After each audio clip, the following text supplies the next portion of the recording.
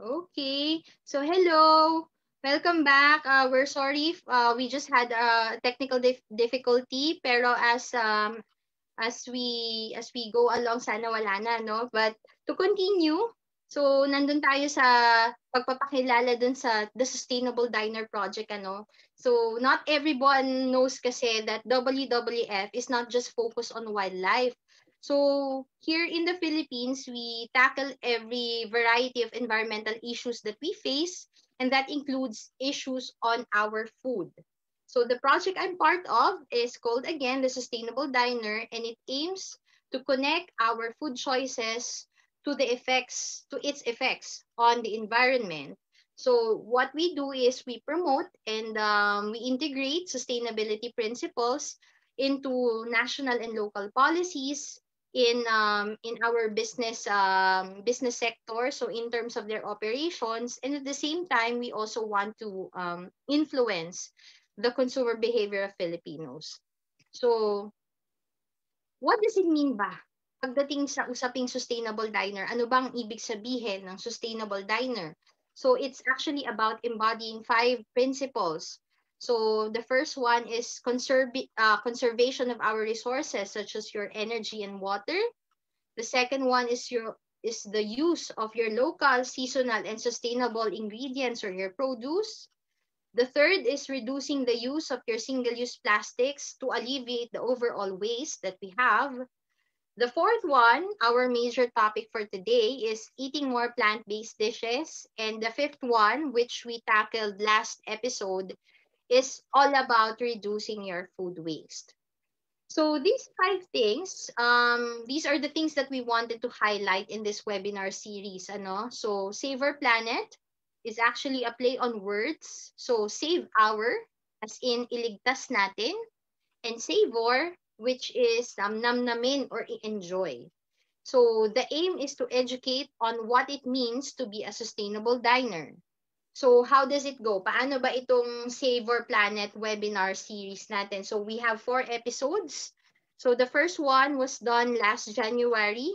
So it's focused on reducing your waste. So focused on the food waste and plastic waste.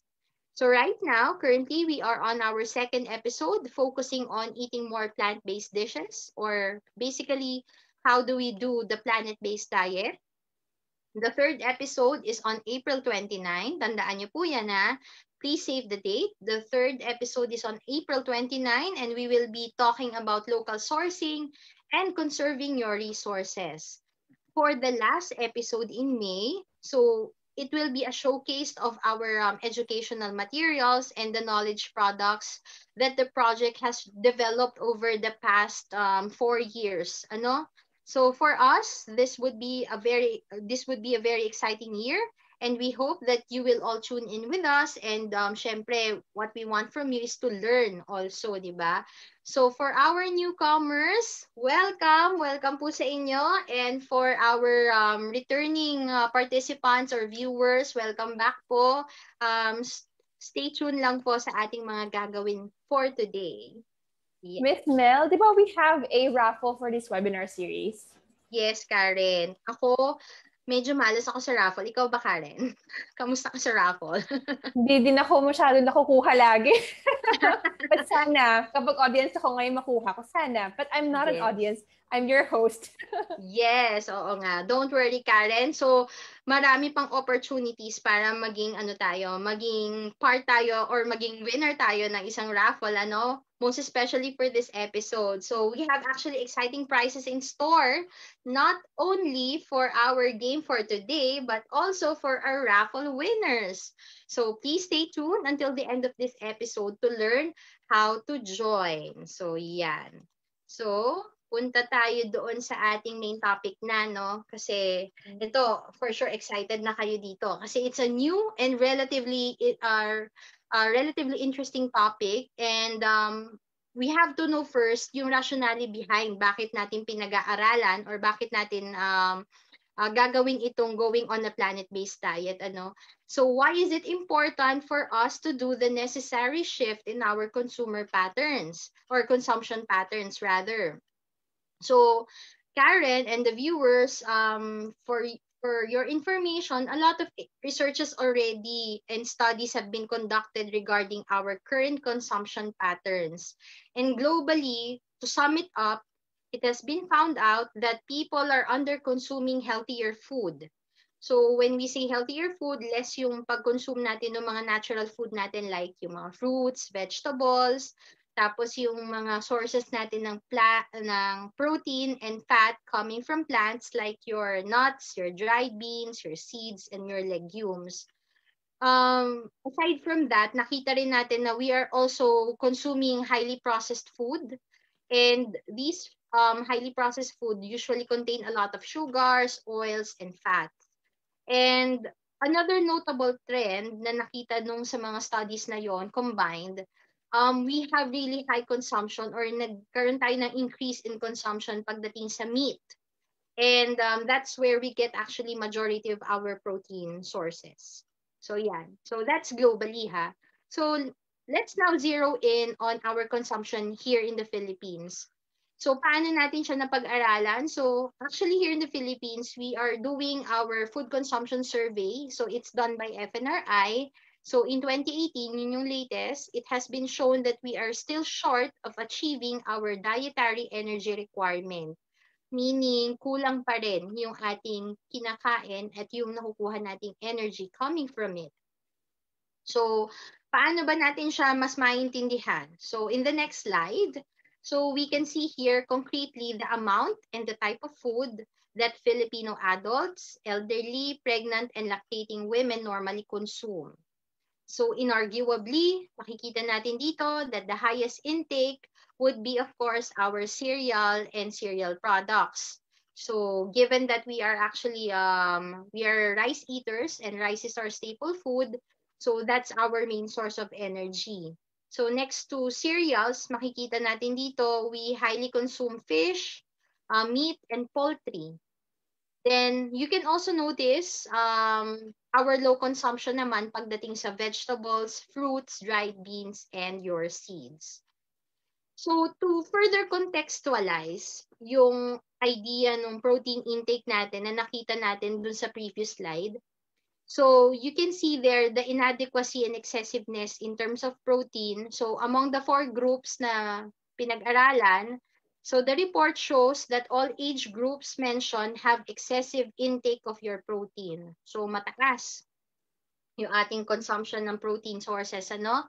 So true enough, in the next slide, so according to the UK-based think tank Chatham House, so the Philippines is actually one of the fastest growing nations that are relatively nagiging meat eaters na talaga. So mataas yung ating growth rate, di ba? So when you see the world's livestock sector, so they are growing at unprecedented rate. And this is because of a combination of, you know, we have population growth, we have rising incomes, and urbanization. So it's projected that the annual meat production from 218 million tons in 1997, magiging 376 million tons na by 2030 yung ating pag-produce ng meat. So now, why are we zeroing in on meat? So what does it have to do with planet-based diets? So yan, punta tayo dun sa next slide that talks about our health concerns, yung ating studies according to WHO. So from WHO, they explicitly say that food-related illnesses are the leading causes of death globally, and mostly they are known as your non-communicable diseases or your chronic diseases. So pag sinabi nating non-communicable or chronic, so these are the illnesses that cannot be passed on from person to person, and usually they are caused by your genetic, physiological, environmental, and lifestyle factors. So one of which would be your eating patterns, diba?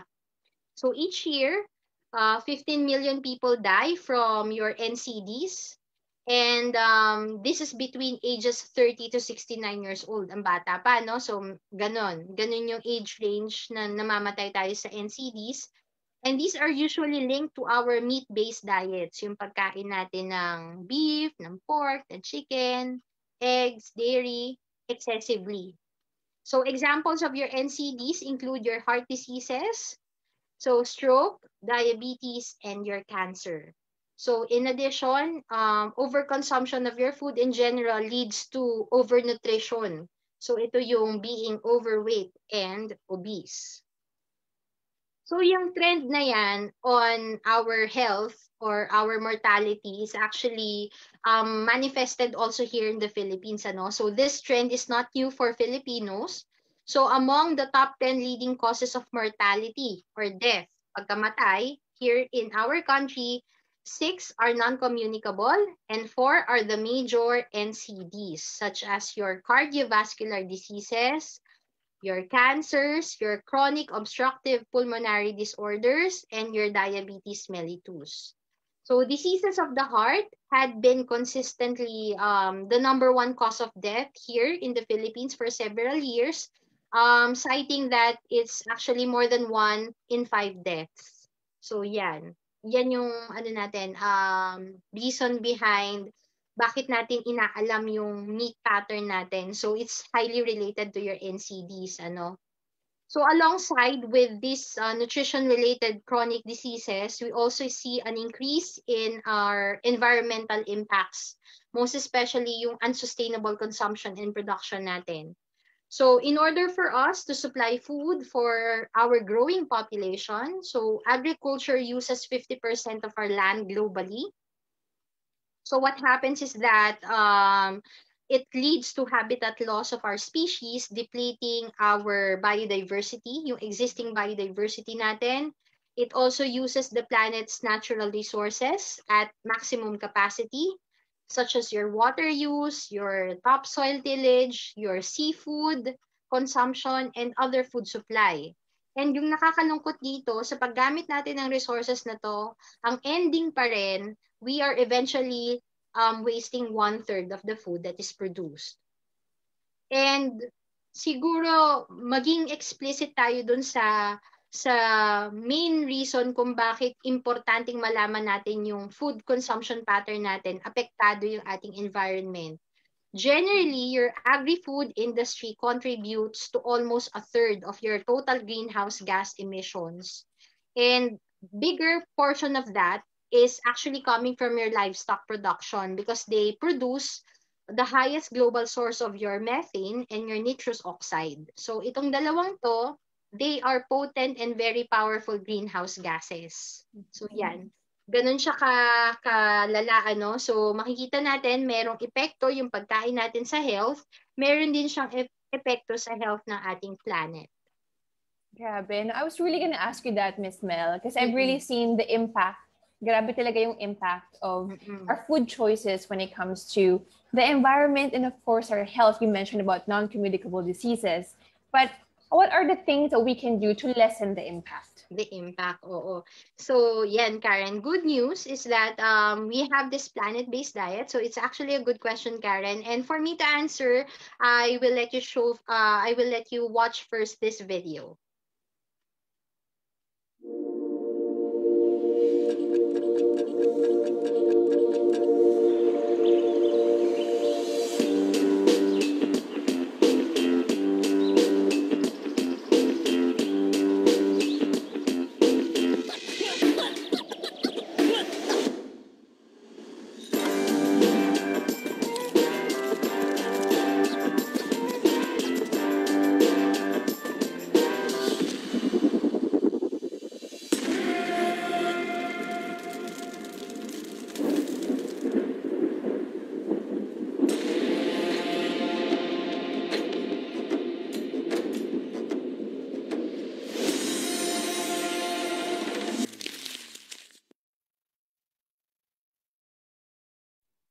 Ayan. So, based on our video, so what we have now is actually the study that was published last year by WWF, and that is your planet-based diets. So, paano ba siya? These are actually not a single diet, but they are actually called planet-based diets because the results of planet-based diets are high in human health benefits and low in environmental impacts. So when you say planet-based diets, these are not actually a new way of eating, but it's considered a flexible way of considering how diets can be adapted in local contexts.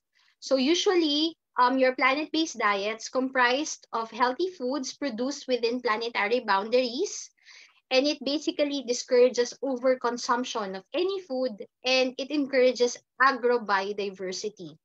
So planet-based diets are not just about what we eat, but also how our food is produced and where it comes from. Yeah, yung pala yung plant-based diet. I've been always wondering what it is, Miss Mel. But now, can you tell our audiences, and also to me, how can we explore and pursue more on a plant-based diet? Yes, so you're right, Karen. So paano nga ba? Paano nga ba natin sisimulan ito? So let's see this in our second video.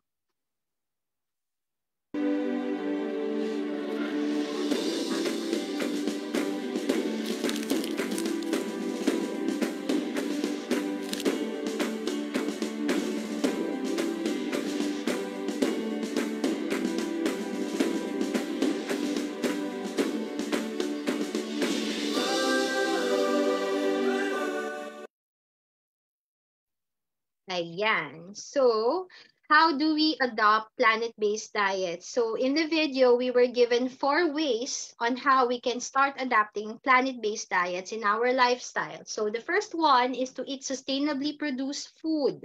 So, yan ang pinakauna. So, how do we do that? So, your sustainable ingredients have actually, when you say sustainable ingredients, they have minimal impacts on nature. So, they are produced responsibly, and they don't threaten the wildlife populations or their homes. And the best way for you to know if your ingredients are sustainable is actually to get to know the people who produce them. So yung ating farmers and fisher folks. So another added value is if your food has less food mileage, meaning the rule of thumb is the nearer the food or the nearer the source, the better. Kasi syempre, less carbon emissions yon for the transport, di ba? So that's the first one. So second one is to eat more plants and less animals. So yeah, very easy naman siya. So one of the best ways to improve both your health and the environment is to increase how many plants you eat relative to your animals. So it's already given. So na-mention ko na kanina that in terms of production, in most cases, animal-derived foods have higher carbon emissions than your plant-based commodities. So not only that, your plant-derived sources are packed with nutrients that can support positive health outcomes for individuals. So that's the second. So yeah, first one, eat sustainably produced food. Second one, eat more plants and less animals. Third is to eat healthy and minimally processed food. Yan. So as much as possible, we eat natural foods, diba? So the more the food is processed, the greater it has on our environment. Kasi yung mga emissions na ginagawa during the processing of your food, so nagkakaroon siya ng impact sa environment, and at the same time, bumababa din yung nutritional quality of your food. So if we eat fresher foods which are minimally processed, or basically that have minimal additives, we are able to maximize the nutrients they contain, and we don't need to use as many natural resources for food production. So that's the third. And the fourth one is to eat lots of different foods, not too much of any one thing. So eating too much of any food is not really good for you or for the planet. And basic fact ito, that there is no superfood that can provide you with all the nutrients that you need.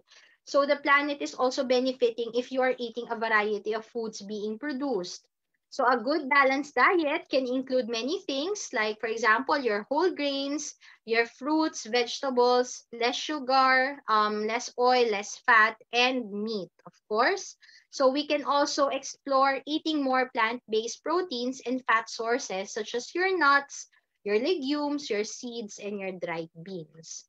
So dito sa Pilipinas, paano ba natin masisimulang ma-adapt yung planet-based diets? Very simple lang. So meron tayo ditong food guide. Ito yung tinatawag nating Pinggang Pinoy.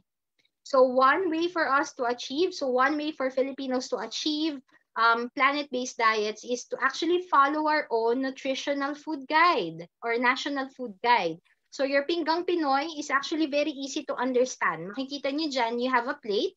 So it uses a familiar food plate that conveys the right food group proportions on a per meal basis, and that helps to meet your body's energy and nutrient needs. So as you can see here, your Pinggang Pinoy promotes moderation, balance, and variety. It also promotes the consumption of more plant-based food relative to your other sources. So makikita nyo dyan, di ba? So yung more than half would be your rice, then more than half would be your gulay, then you also have your fruit, then you have a small portion or minimal portion of your meat. Diba? So by following your Pinggang Pinoy, you're already starting your journey going on a planet-based diet. Yeah. Wow. Thank you so much for that, Miss Mel. I've learned so much from you today. And I love this new kind of diet. Oo nga. Tama yan. Okay. The fun is just getting started. After learning about what a fun planet-based diet is, it's time to share with you guys a fun planet-based recipe we can all try. Watch this.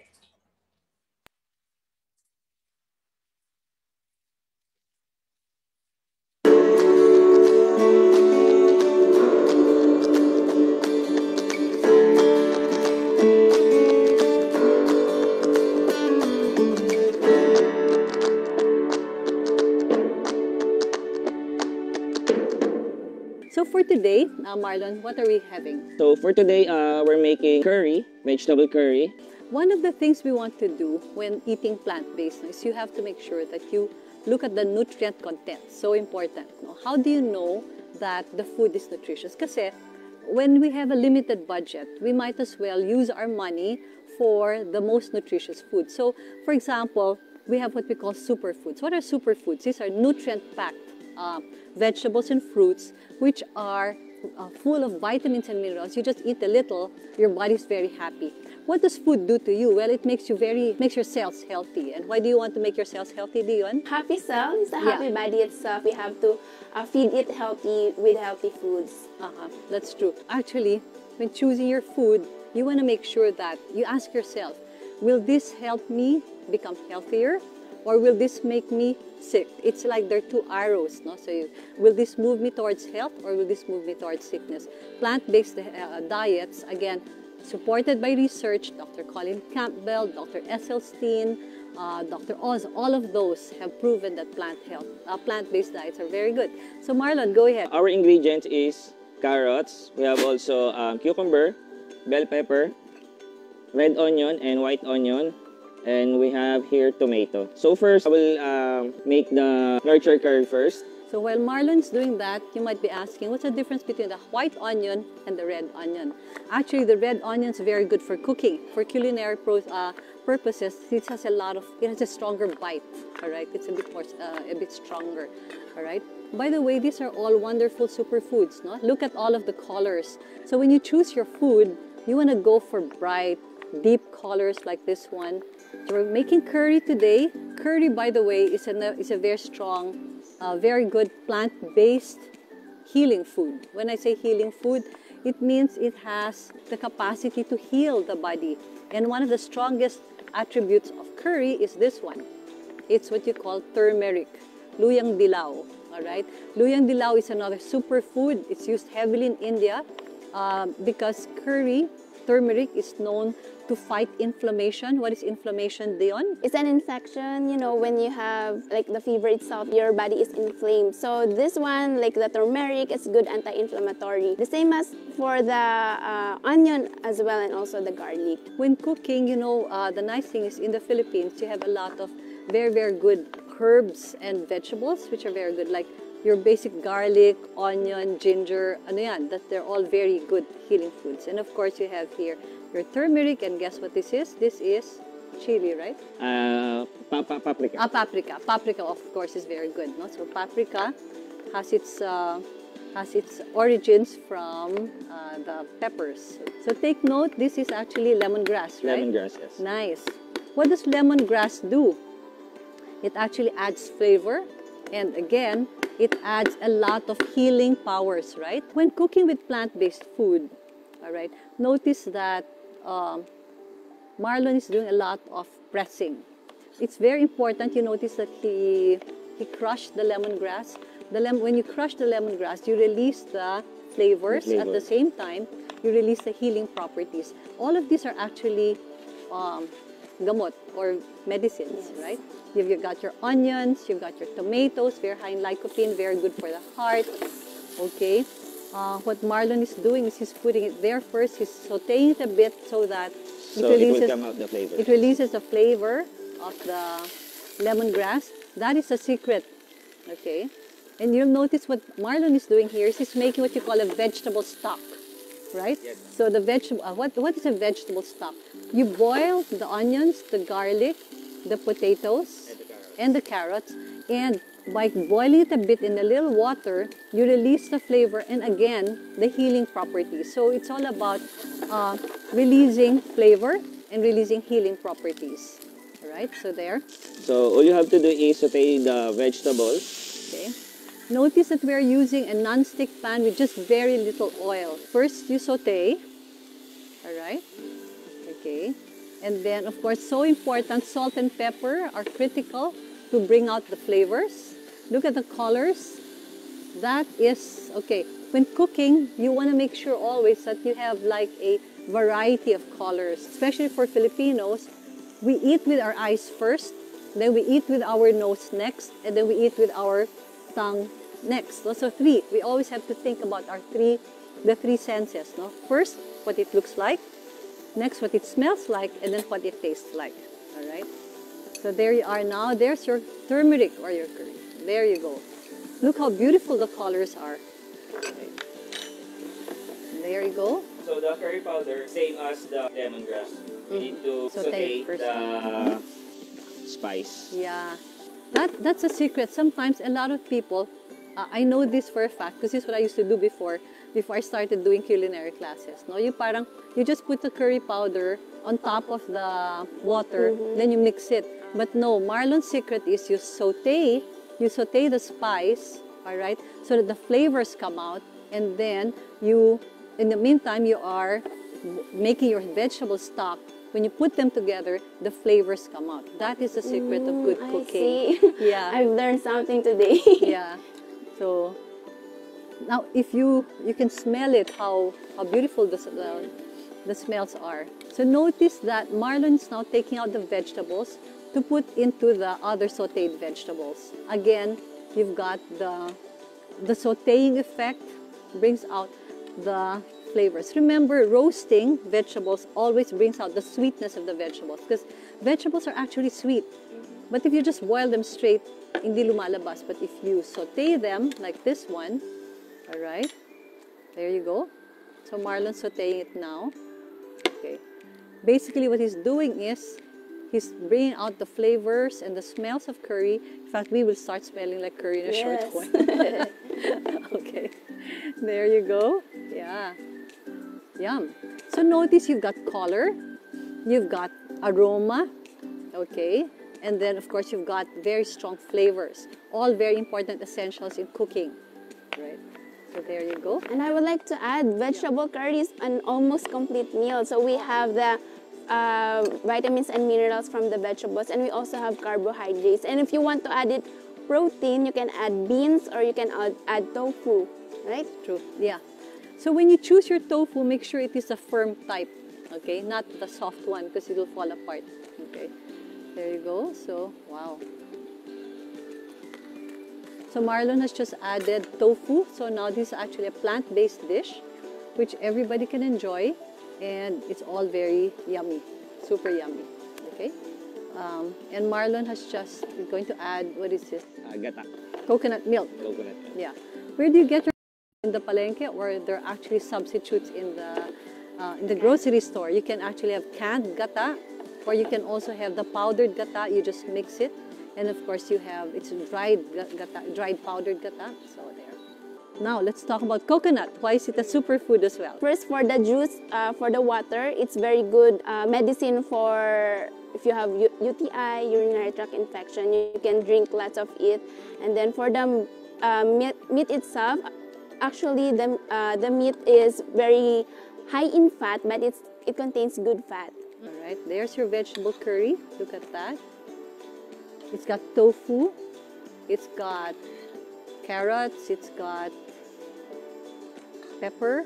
And do you know sometimes, Dion, Marlon, I also add squash. There you go. And I'm sure this is very, very tasty. Very nice. And there you go. There's your first plant-based dish, which is our vegetable curry. Look at that. Beautiful colors, beautiful flavors, and very importantly, beautiful aroma. So there you are. So you've got plant-based dishes made by Nurture Wellness Village, the team. Again, Marlon Asuelo, and then Dion. My name is Kathy Turville. Thank you very much.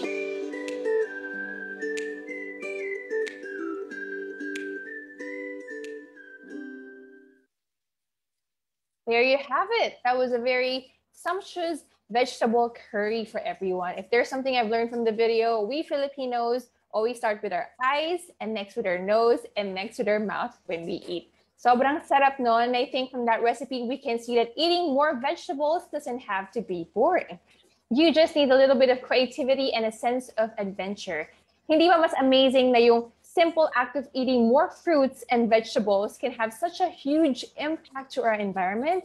Majority of us kasi are heavy meat eaters, and to be able to follow a planet-based diet and to find a balance, we need to eat more plant-based food.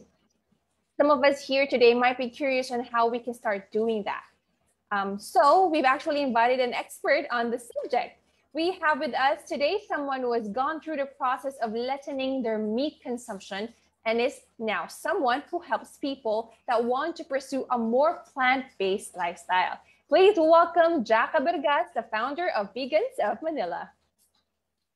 Hi, Miss Jack. How are you? Hello, good afternoon. Thank you. Thank you for inviting me today to talk about the plant-based diet. We're excited to know more about your journey, how you started, and I'm quite sure our audiences have so much questions because they want to transition from one diet to another.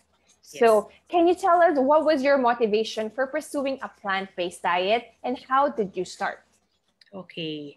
Medyo matagal na journey to, no? Isang dekada na yata. So, I was practicing a minimalist to a zero-waste lifestyle I started about 2008, 2009. So, I was recycling, I was lessening my food waste, tapos yung mas mindful ako sa consumption ko. Tapos sabi ko, teka, parang kulang pa. Parang feeling ko, mas marami pa akong pwedeng magawa. Ngayon, that time, I think a couple of years later, I started adopting a plant-based lifestyle. That time, ginagawa ko siya for my health.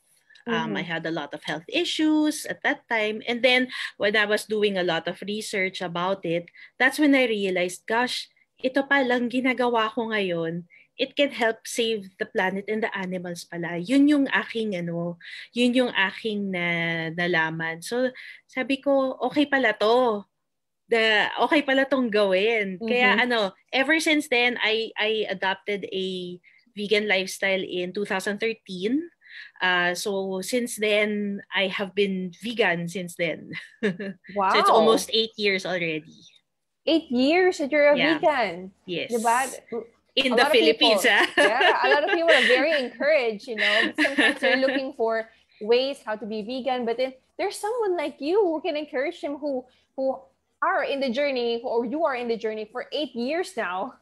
That's amazing. Thank you. Kahit ako, minsan, nung iniisip ko pa rin na, gano'n na ba ako katagal na vegan? Tapos nare-realize ko, ang tagal na, parang wow, I can't believe na I've been doing it for that long already. May we ask, what are the difficulties perhaps you encountered before? Nung nag-start kasi ako, so I live in Quezon City.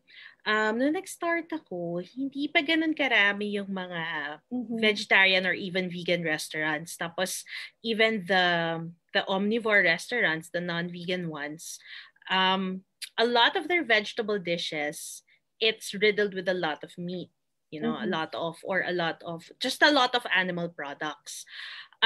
So that was one of the hard parts about it. Kasi, lalo na nung bago ako, sabi ko, oh my gosh, pagdating sa akin, puro karne rin pala. So sabi ko, parang it defeats the purpose, diba? So that was one of the difficulties. Eventually, it became a little bit easier. Nung nag-start ako, hindi pa masyadong marami yung mga vegan or vegetarian restaurants. Pero ngayon, sobrang dami na in Manila and sobrang dami na ring mga companies, mga businesses, mga small businesses.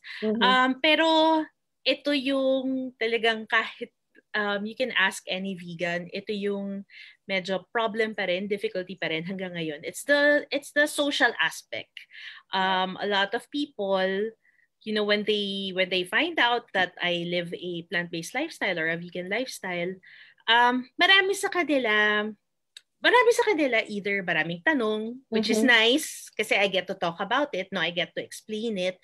And there are some na kasi since hindi pa nila naiintindihan, hindi maganda yung reaction nila. Yun na lang yun. Hindi maganda yung reaction. So, may times na sumasama loob ko na sabi ko, sige, wag na lang. I won't talk about it na lang, ganyan. Pero, for the most part naman, meron namang iba na okay naman yung reaction. Pero, for me, yun yung most difficult talaga. Yung when other people try to put you down and make fun of you because you live a different lifestyle than them.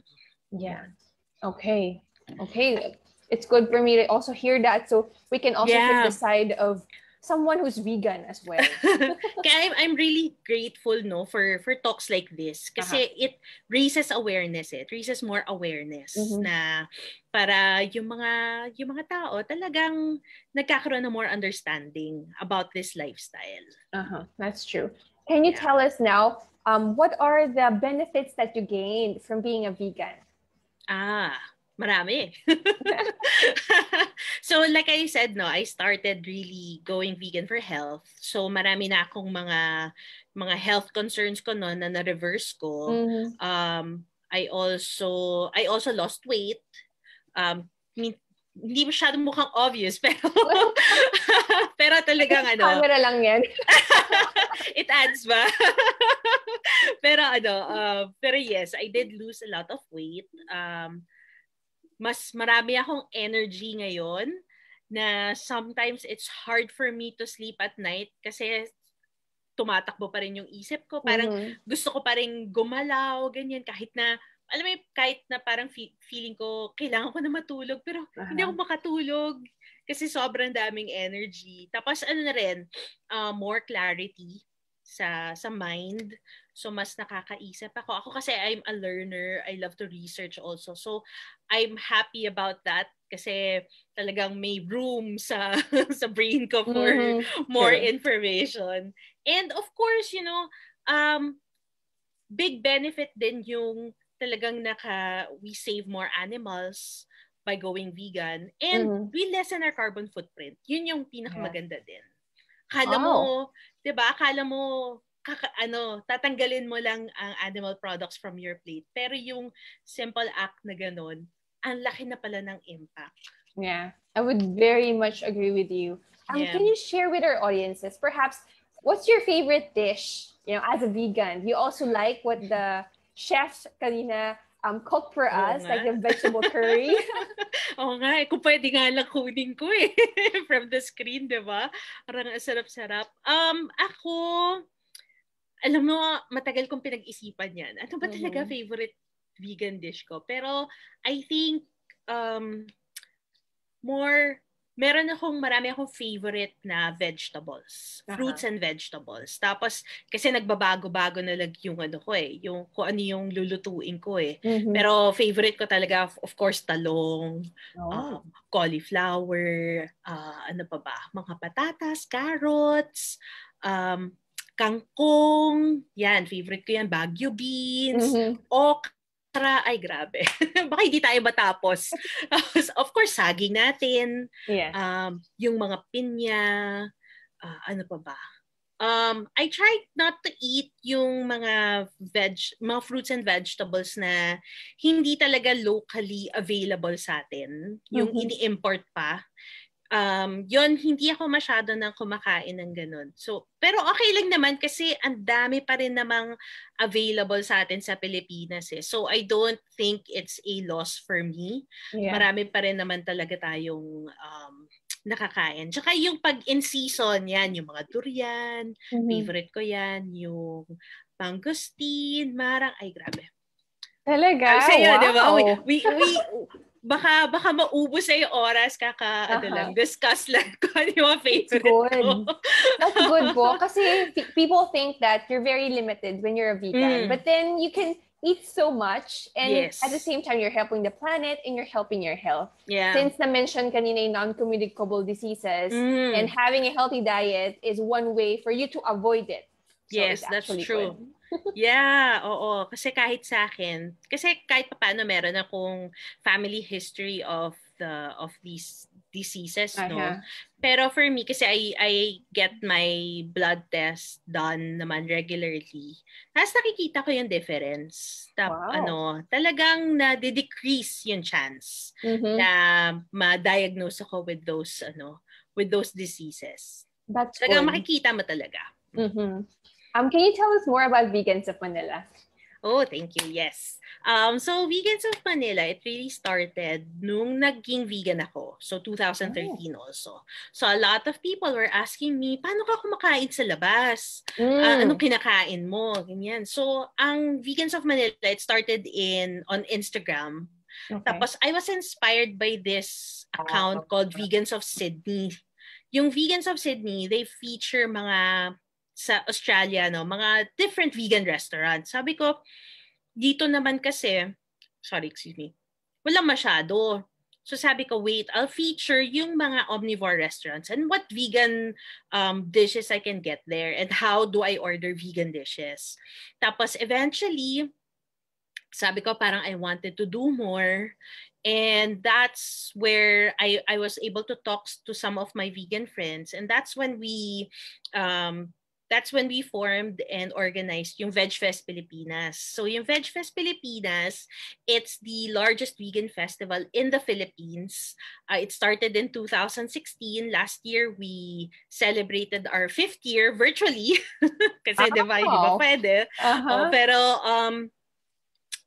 we always had the event nung pwede pa. We always had the event in high foot traffic area. So we had it in Eastwood, we had it in BGC para talagang makita ng mga tao kasi we wanted to really present ourselves to the public in a way. And we want to show them this is the lifestyle, this is the vegan lifestyle.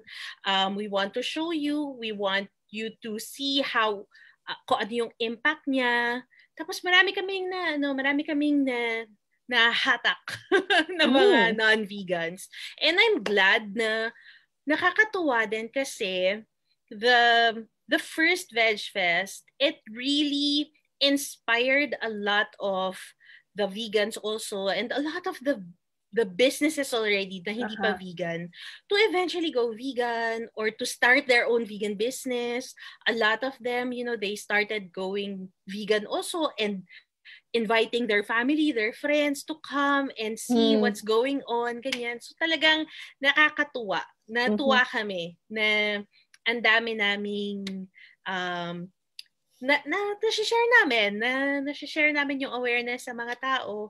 Tapos every year talagang nag-i-increase,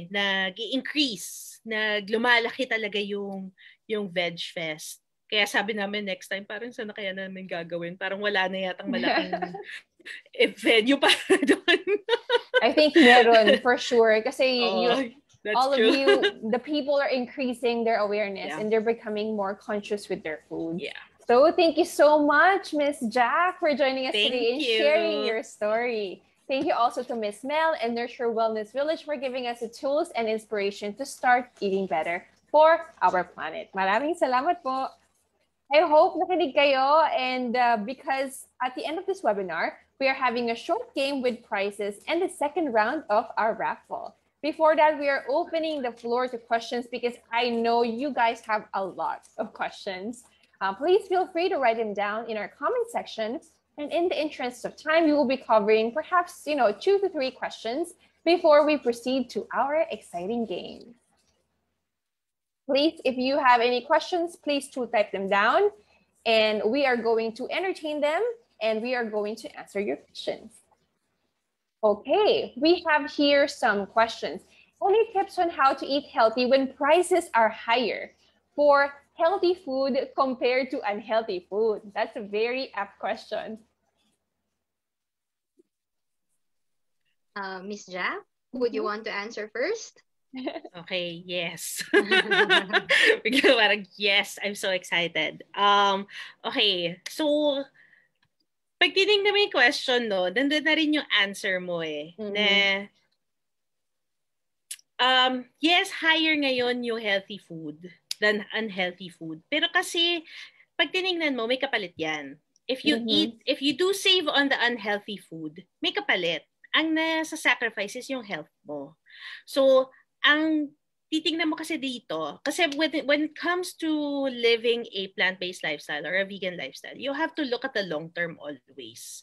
Na, oo, right now you have to spend, pero long term, nagsisave ka rin. Nagsisave ka eventually. Kasi like for me, personally, I saved a lot on medicine.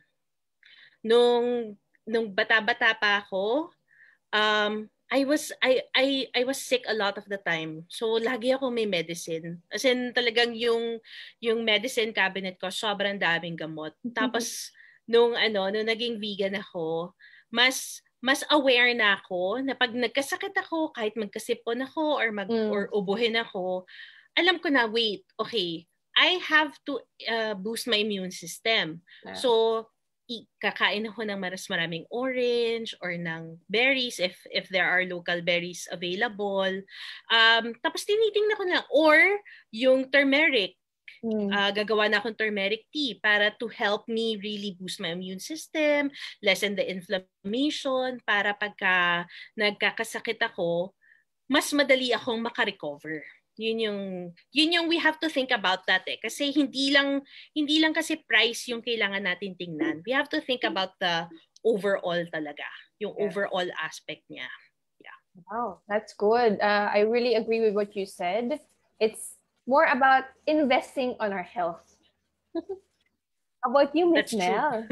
Yes, tama yun. So actually, prevention is better than cure, di ba? Yun naman yung yun naman yung motto natin. And besides that, siguro I will disagree on some points because there on this question, kasi if you will consider ngayon yung prices ng meat, for example, medyo mataas din siya, and your fruits and vegetables, so parang equal footing na rin sila ngayon. So I would suggest that it's really about your planning. So yung pagplan mo on how you will budget your food, and at the same time there's also this consideration na you can grow your plant-based commodities, di ba? So you can actually do your home garden. So in that way, makakatipid ka. So I think majority of the answers have been said by Miss Jack na. So yun na lang. So susugan ko na lang yun na you can actually have your own garden. It can be sustaining for you, and you can have more chances na mas fresh, and syempre no cost na yung pagkuha mo ng iyong mga fresh fruits and vegetables. So yeah. Yes, very much agree. It's always better for us to have prevention rather than cure. And at the same time, when you mentioned about the planting, I believe we have a webinar series on that as well. It's urban gardening, so you can check that out because you can plant your own fruits and vegetables from your houses. Okay, we have another question. How true that vegans daw po are inclined to be more sickly kasi hindi daw po kompleto ang components na kinakain nila? From Miss Jenny Pagan. Okay. Yeah, actually, alam nyo, yan yung lagi kong issue or concern na laging, I mean, my friends and my family, they mean well. Mm-hmm. Pero it's not true na masakitin. Usually, pagka vegan ka, tapos sakitin ka pa rin, there's an underlying cause. And you have to go to your doctor and have it checked talaga. Mm-hmm. Pero for the most part, hindi mas decrease kasi yung risk. Hindi rin totoo na hindi nagkakasakit ang vegans, no? Yeah. Nagkakasakit pa rin, pero kasi for us, mas mabilis ang recovery. Yeah. Tapos yun nga yung when it comes to yung mga chronic diseases, mas decreased yung chance na ma-diagnose ka with that. Although it's not true also na hindi ka na pwedeng magkasakit. Because I know there are some vegans na who were diagnosed with cancer, pero sila naka-recover sila. Naka-recover talaga sila. Tapos hindi naman siya I don't want to ramble on and on, no. Pero you just have to be careful really, no. Katulad ng sinabi kanina ni Miss Mel, no. You have to plan also. You have to plan your meals also. Ako, minsan kasi hindi ko naman memorize yung nutritional info ng bawat vegetable at fruits, no? So, I just make sure that my plate, it always has all the colors. Yun yung maganda eh. Yun ang gustong-gusto ko sa fruits and vegetables kasi it's so colorful. So, I just make sure na I have the different colors in my plate. So, I have the rainbow color. So, I have red, orange, green, blue, violet. So, yan. Basta, meron nun, kompleto nun, okay na ako. Mm-hmm. Very much agree. And I think Filipinos just have a misconception. There are vegetables that you can get protein from. So it's not true that they don't have protein. You know, there are plant-based diet na may protein, may carbs, may fiber. Iba-iba lang yung sources natin. So for them, meron din. How about you, Miss Mel? Okay. With that, kasi it's really a case-to-case basis, I am also a nutritionist dietitian by profession kasi. So, I agree with Miss Jack that there's no one-size-fit-all pagdating dito sa usapin ng pagkakaroon ng sakit. So, in our standpoint and to support also the planet-based diet, it's all about moderation, variety, and balance. So, hindi lang din kasi ang pagkain natin yung nagdi-dictate ng ating overall health and well-being. Na-mention ko kanina, most especially for your non-communicable diseases, meron dyang genetic factor, merong environmental factor. So, meron din siyang physiological factor. So, we cannot really conclude. So, tama yung sinabi ni Miss Jack, it's really better to consult your health specialist pagdating dito. Hindi natin siya po pwedeng talagang ma-single out na dahil vegan ka, may sakit ka, or hindi ka vegan, may sakit ka rin. So, it's really something na kailangan natin siyang pag-aralan pa with further tests. So, we cannot really say that. So, for me, it's really more about moderation, variety, and balance. That's true. You know, we can never make a hasty generalization just because a person is a vegan, that person doesn't have much nutrition or sakitin. True. Okay, can we go to another? How can we influence now the government and restaurants into a planet-based diet and lifestyle? That's a good question. Yes, tama. Oo. So, if I may answer first, so magandang question yan. So, one way for us to really influence the government and restaurants kasi the evidences are there na eh. Nandyan na sila.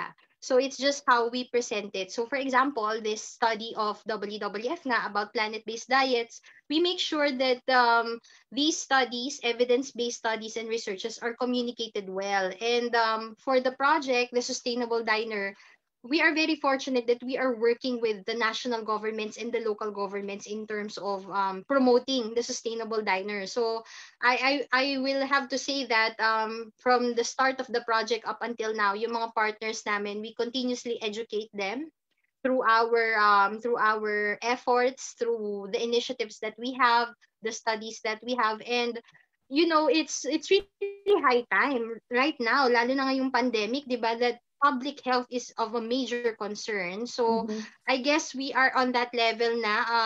Maybe some countries have faster reception on it. But I believe so that our country is also on it in terms of making sure that good health is achieved by every Filipino. Yeah, agree. Miss Jack? Can I just say yung I applaud WWF for this initiative kasi ito talaga yung kahit kami sa Vegans of Manila, ito yung medyo challenging for us to really tap the government and the restaurants. Yeah. Pero ito yung sa on the consumer level naman, no, yun yung sa approach ko. The power of the word is very powerful talaga. So I urge you to write to restaurants to offer more plant-based dishes. Write to your government, yung mayor ninyo, yung mga councilor, to really help you fight for this. Ano talaga, yun yung pwede nating magawa as consumers to write to them. Kasi most of them naman, they want to know din naman kasi what we want, diba? Kasi tayo pa rin yung sa government, tayo yung sinaserve nila, yung sa restaurant, tayo yung customer nila. So, i-approach lang natin sila, kausapin lang natin sila as much as we can. Yeah. Wow, that's good. You know, the power of words and the things that we do now, people hear it. Here, we have another question. Normal Filipino dishes are meat-based. Menudo, adobo, afritada. How would we shift to plant-based diet while still having Filipino dishes? Ayan. So, Miss Jack, I think, ito pwede na tayo mag-tandem dito talaga. I think, a few years before, baka siguro mga 10 years ago, it's really difficult for us to source yung mga, yung mga alternatives to meat. Pero ngayon, I would say that there are a lot of alternatives when it comes to your to your meat products. So marami na siya ngayon. So for menudo, I would say example menudo, actually you can add other protein alternatives. So ayan, number one dyan, Miss Jack, syempre yung ating tofu, very common yan. Tapos we have also our other beans. Yan, meron din. Then mushrooms, very savory din yung lasa niya. So you can actually mix and match. But Miss Jack, I think you can also share yung mga ginagawa mo kasi syempre may mga recipes ka dyan in mind, di ba? Yes. Ako actually, alam nyo, marami nagtatanong sa akin. Akala nila, lahat ng niluluto ko gourmet. Kasi sabi sa kanila, hindi. Mag-ano lang yan ako. Madalas, nag-aadobong talong lang ako. O kaya adobong sitaw. Kasi pag tinignan nyo naman, like let's say this one, no, ito particularly, yung menudo, adobo, and afritada. May mga gulay na sila. So it's, when you're starting, it's a matter of just taking out the meat para paglulutuin nyo yan. Tapos, if you go to Vegans of Manila, we're on Facebook and Instagram. I can definitely give you some recipes, and I can also give you some resources on where you can find out more about this, no. Pero it's not that hard kasi pag tiningnan nyo yung menudo, adobo, and afritada, hindi naman this is just a way of cooking it. Yung flavors lang naman ang habol mo dito eh. So, ang mangyayari lang yan, lulutuin mo lang yung, what do you call this, yung vegetables. Parang kanina katulad, diba, doon sa recipe video sa Nurture. Usually, ang curry, it has meat. It has chicken or beef or seafoods, diba? Pero, ang ginawa lang nila, puro vegetables lang talaga. Tapos, they focused on the flavors. So, ganun lang din yung gagawin natin dito. Ito lang, it's important to note also kasi a lot of people, when they cook this, pag niluto na nila yung Filipino dishes, pag kinain nila, sabihin nila, ay, ba't ganun? Kulang sa lasa. Ngayon, more or less naman kasi, technically, hindi siya kulang sa lasa. Tama lang siya. Pero, sanay kasi tayo na merong flavor nung meat. So, it takes a while to get used to it. So, yun yung kailangan nating i-note din. Kailangan ding i-sabihin din sa mga nagtatry nito, no? Na your palate will eventually adjust to the plant-based food. Okay, yes. just to add lang, kasi since we are talking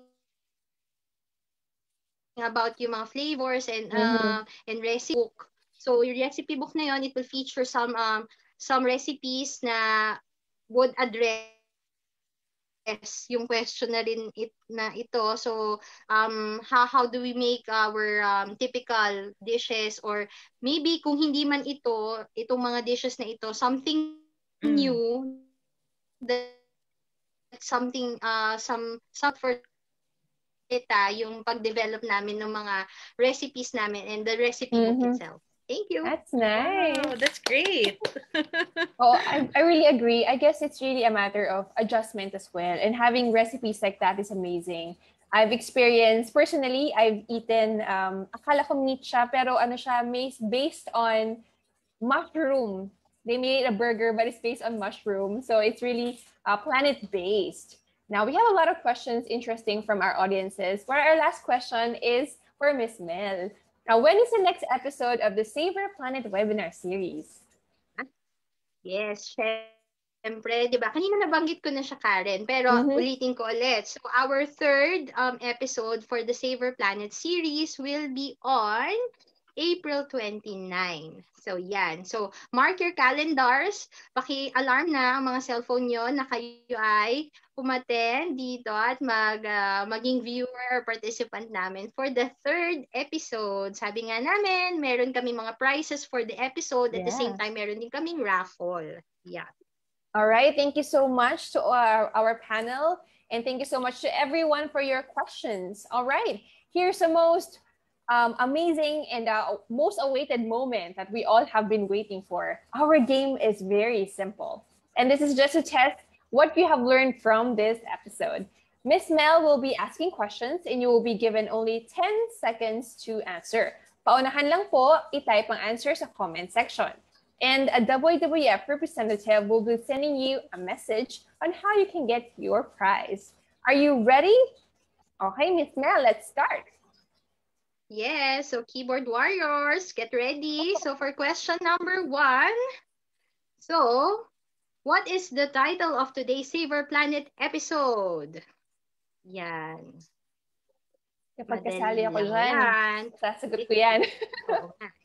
Ayan, time's up. And the answer is going on a planet-based diet or simply planet-based diet, tatanggapin na rin namin. Okay. You're there. So, yan. Hopefully, nandyan na yung mga sagot ninyo. And later on, we will check kung sino ang pinakamabilis sumagot. For the second question, so multiple choices ito. Currently, our diet is mainly composed of A, fish, meat, poultry, B, fruits, vegetables, C, cereals or grains. So, letter lang yan, ha? Mabilis lang yan dapat.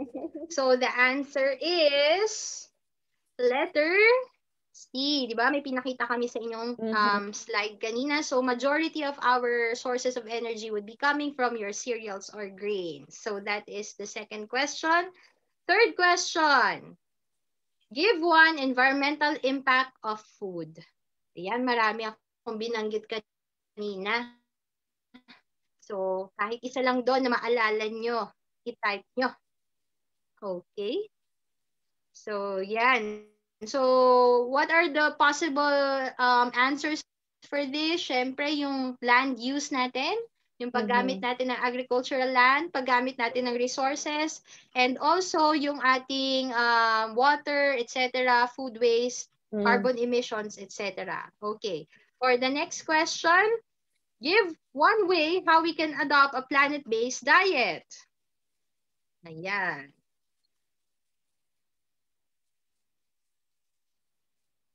Okay.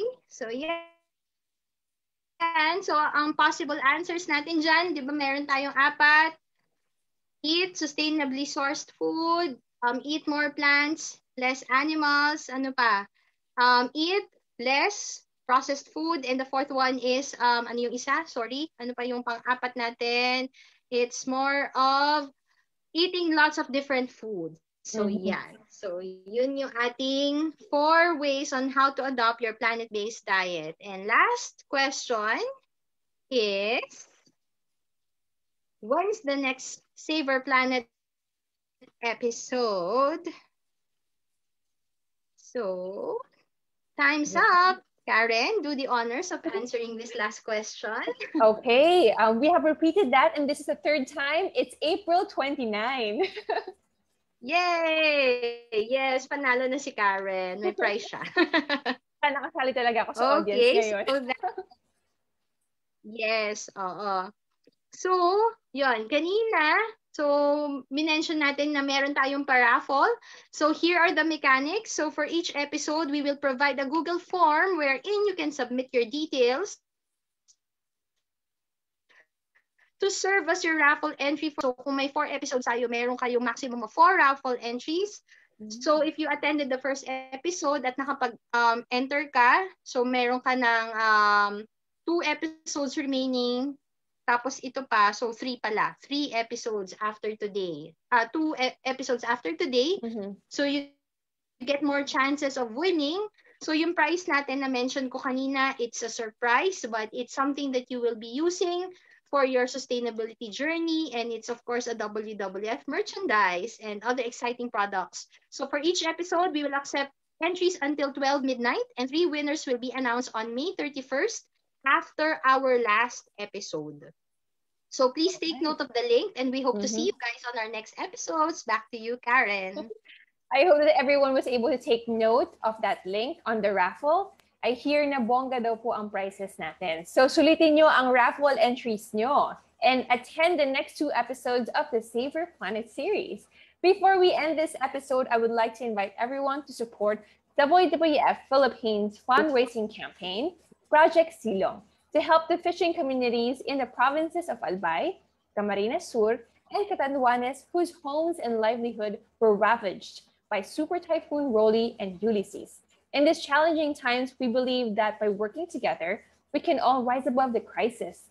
Flashed now on your screens are bank accounts number or bank account numbers where you can send your donation for our fisherfolk.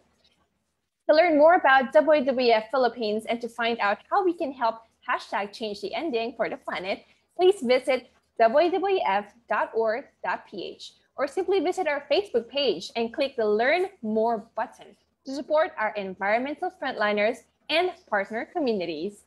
That concludes the 2nd episode of the Save Our Planet series entitled Going on a Planet-Based Diet. Hope that we inspired you to explore more on the planet-based ingredients, dishes, and meals, not just for your health, but for the planet. We hope to see you again on April 29 for the 3rd episode. Stay tuned on WWF Philippines official social media pages for other announcements on future digital events. Once again, my name is Karen Nabasco, your WWF Philippines ambassador, now signing off. God bless you, everyone.